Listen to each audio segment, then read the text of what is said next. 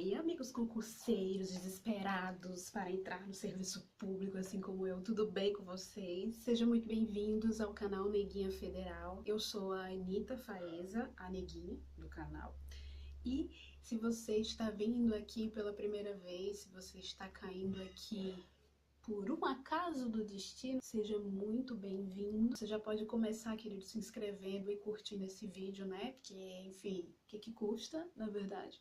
Hoje a gente vai dar continuidade à nossa série de revisão de poderes administrativos e a gente vai falar sobre o poder que mais cai nas provas de concurso, querido, que é nada mais, nada menos do que ele, o poder de polícia. Solta essa sirene, autoridade, vai!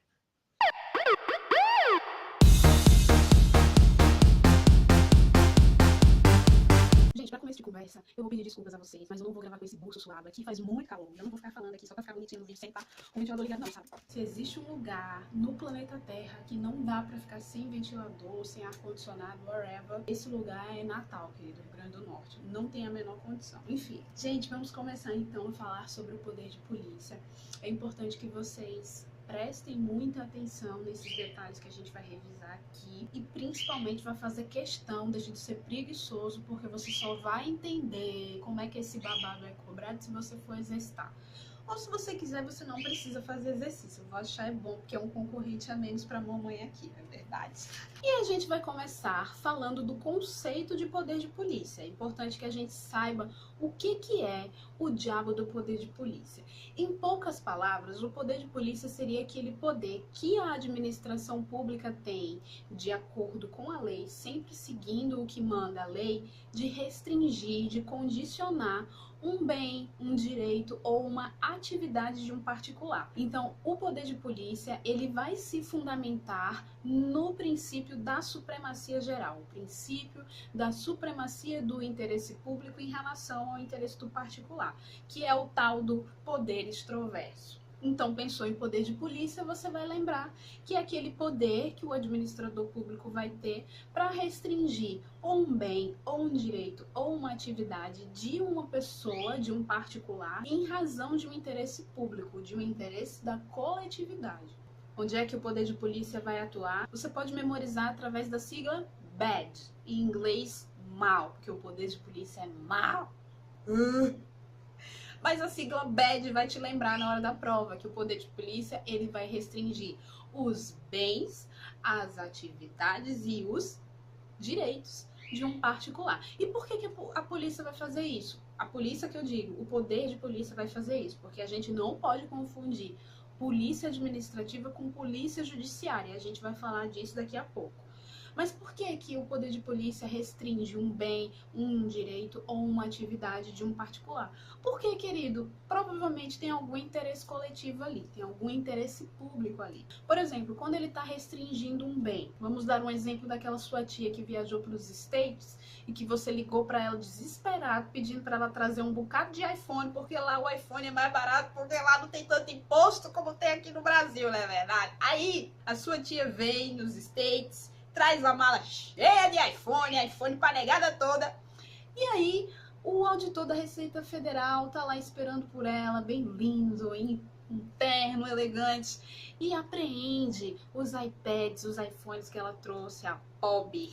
Ela não declarou os bens que ela trouxe, então o poder público pode restringir esse bem em nome de um interesse público. Vamos dar um exemplo de quando o poder de polícia ele atua sobre uma atividade. Então, quando chegou lá um agente da Anvisa na farmácia da tua esquina, da esquina aí da tua casa, e ele chegou lá multando ou então interditando essa farmácia porque ele percebeu que havia algumas irregularidades nessa farmácia. Isso já é um exemplo de um administrador público que tem competência para poder restringir uma atividade de um particular em nome do bem público. É melhor que ele faça essa interdição, que multe, para que a farmácia regularize a situação e assim a coletividade não vá lá comprar um remédio que está com um prazo de validade vencido ou coisas do tipo. E quando é que a administração pública vai atuar nos direitos de um particular? E aí eu vou dar um exemplo de quando a administração pública se apropria, por exemplo, da tua casa para construir um hospital no lugar da tua residência, porque ele viu que ali era conveniente a construção de um hospital. E aí ele fez isso, ele se apropriou do teu bem, né, do teu direito de propriedade e resolveu construir ali um hospital exatamente ali onde a sua casa fica. Se lascou, mas o poder público tem esse poder, então aceita que dói menos. O poder de polícia vai ser exercido por todas as esferas de governo, então ele tanto vai ser exercido no âmbito da União, como dos estados, do Distrito Federal, dos municípios. E existe também um detalhe em provas que a gente percebe que o poder de polícia ele vai ser visto tanto num sentido amplo, como ele é visualizado num sentido restrito.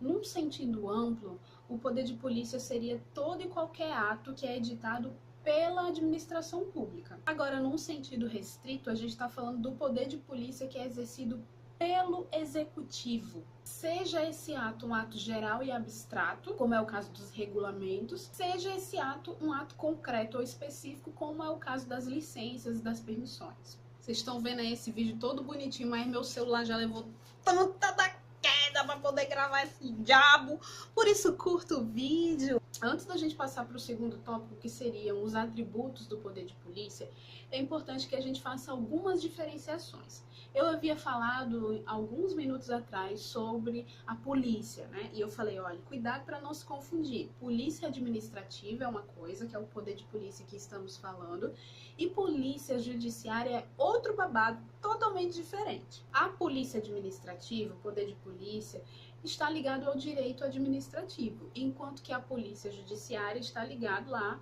ao direito processual penal. O poder de polícia, ou a polícia administrativa, vai atuar sobre o quê? Sobre o BED, sobre os bens, atividades e direitos de um particular em nome de um interesse coletivo. Enquanto que a polícia judiciária vai atuar diretamente sobre as pessoas, vai atuar diretamente sobre os crimes cometidos por essas pessoas. Quem é que tem competência para exercer a polícia administrativa? O administrador público que tem a competência para isso. E quem é que vai poder exercer o poder da polícia judiciária? Aí seria a polícia militar, a polícia federal, os bombeiros, polícia civil. Hadouken! Então, a polícia judiciária, ela vai ter uma atuação repressiva, enquanto que a polícia administrativa, ela tanto vai ter uma atuação repressiva, como ela também vai ter uma atuação preventiva. E aí vamos diferenciar aí. Vamos falar agora de poder de polícia, né? Polícia administrativa atuando de uma maneira preventiva. Imagine aí que existe uma determinada atividade que está bloqueada, e aí a administração pública, ela pode ou não desbloquear essa atividade para um particular. E existe também uma atividade que está bloqueada e a administração pública ela é obrigada a desbloquear essa atividade. Imagine assim, nesse contexto. Então vamos lá. No primeiro contexto, quando existe uma atividade bloqueada e a administração pública ela pode ou não, ou seja, é um ato discricionário, ela pode ou não liberar essa atividade. A gente vai pensar no exemplo das autorizações e no exemplo das permissões. Um exemplo para você entender autorizações é quando você está super enamorada, apaixonada, você foi pedida em casamento, e aí você quer casar numa praça pública onde você e o seu namorado se conheceram quando pequenos. Para você poder casar num espaço público, para você poder casar naquela praça, negócio brega da moléstia, você precisa da autorização do poder público. E aí a administração pública, ela pode ou não te liberar aquele espaço público para você casar, bem bonitinha, tirar suas fotos. Isso é uma autorização. Agora, o que seria uma permissão? A permissão, o exemplo que você vai entender permissão é, por exemplo, quando você pede autorização do poder público para abrir aqui na esquina da tua rua uma banca de revistas pornográficas. Tô brincando, uma banca de revista normal, uma cigarreira. Pronto. Isso é uma permissão. A administração pública ela pode ou não te liberar aquela permissão para você montar o seu negócio ali. Nossa, Anitta, mas é tudo tão parecido esses exemplos? Entenda. Quando você pede uma autorização para a administração pública, ela tem a discricionariedade de te dar ou não essa autorização. Você percebe que essa autorização ela tem um interesse puramente particular, é para o teu casamento, é um interesse teu, particular. Enquanto que para você pedir uma permissão para a administração pública, você está pedindo uma permissão para montar um negócio aqui na esquina da tua rua, abrir uma cigarreira, abrir uma sorveteria. Nesse caso, existe aí um interesse coletivo nesse teu negócio, entendeu? O interesse não é absolutamente particular. Então, essa é a diferença entre autorização e permissão. A autorização é para a administração liberar algo para que você faça o que você quer e essa coisa que você quer que seja feita é para benefício único e exclusivamente seu. Enquanto que a permissão é para você pedir para a administração, ela pode ou não te liberar para que você possa exercer algo que não vai ter ali um benefício único e exclusivamente seu, entendeu? Vai atingir a toda uma coletividade. Ambos têm aquele babado da precariedade, né?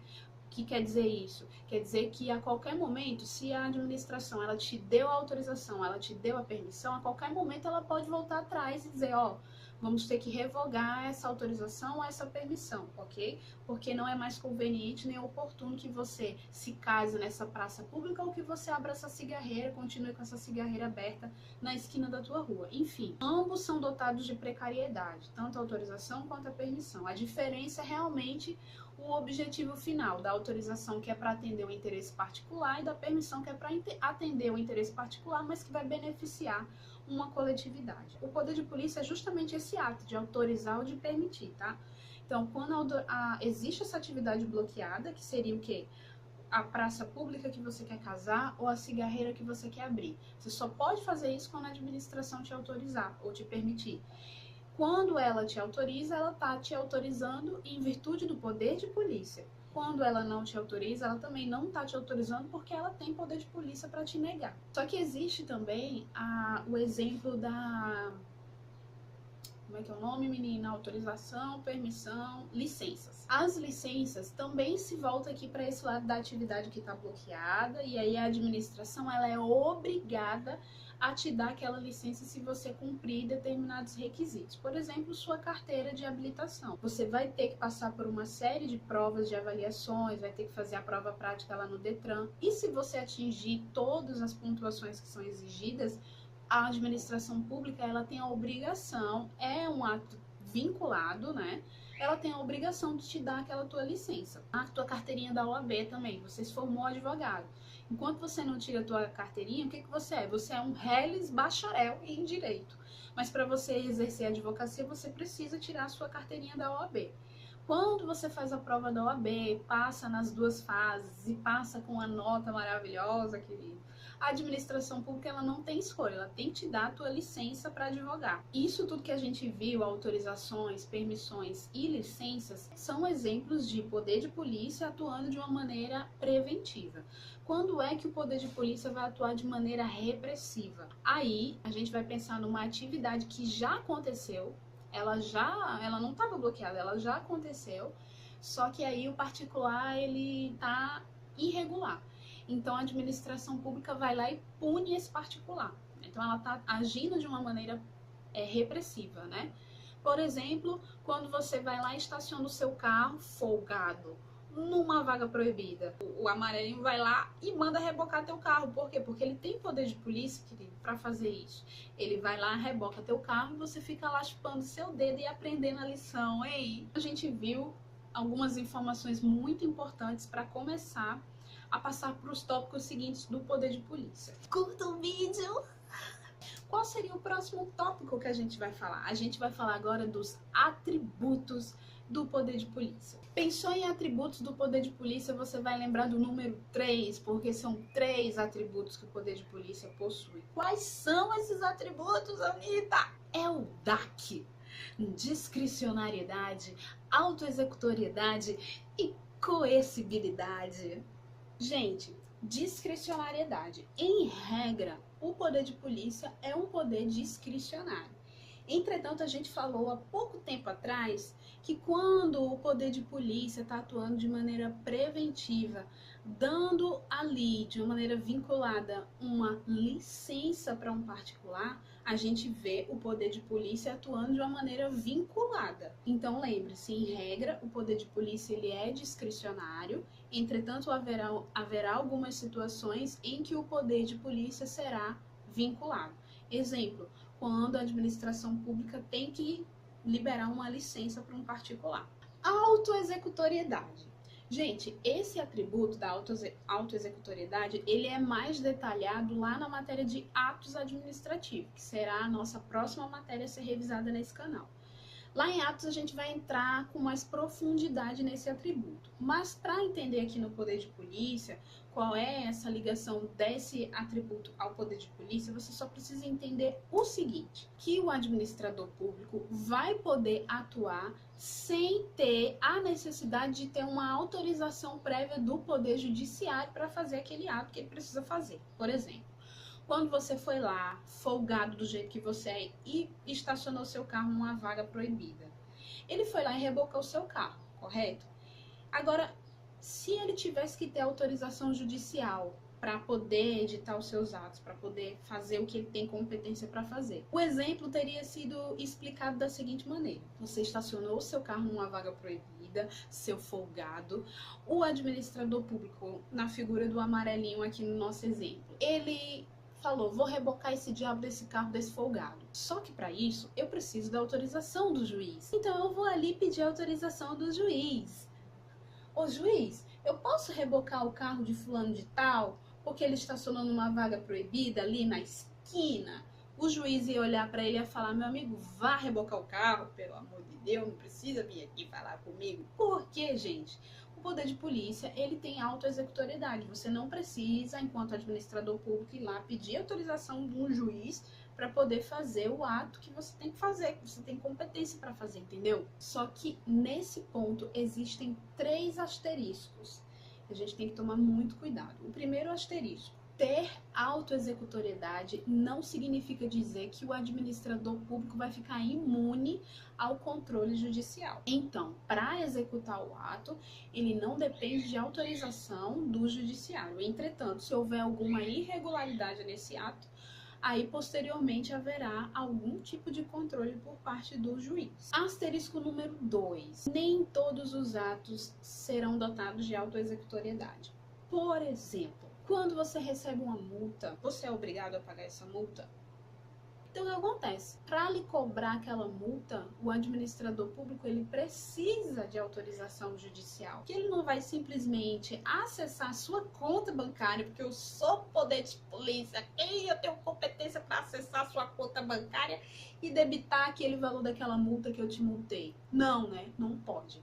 Então, nesse caso, a gente tem aí um exemplo de poder de polícia que não tem autoexecutoriedade. E o asterisco número 3 é o detalhezinho, meu olho tá coçando e eu coço mesmo, sabe? Passei maquiagem pra ficar linda nesse vídeo. O detalhe número 3, o asterisco número 3, é uma lembrança. A autoexecutoriedade, ela se subdivide em exigibilidade e executoriedade. Hadouken!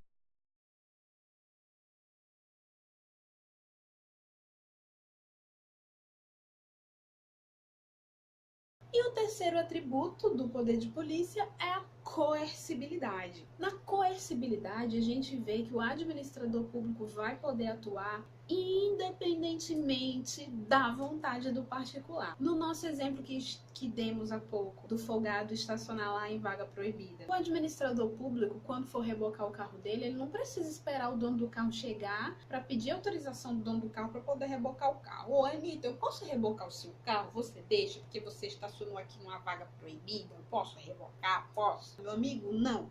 Ele tá lindo do jeito que ele tá aí, no lugar que ele tá. Não precisa rebocar nada, não. Vai pra lá.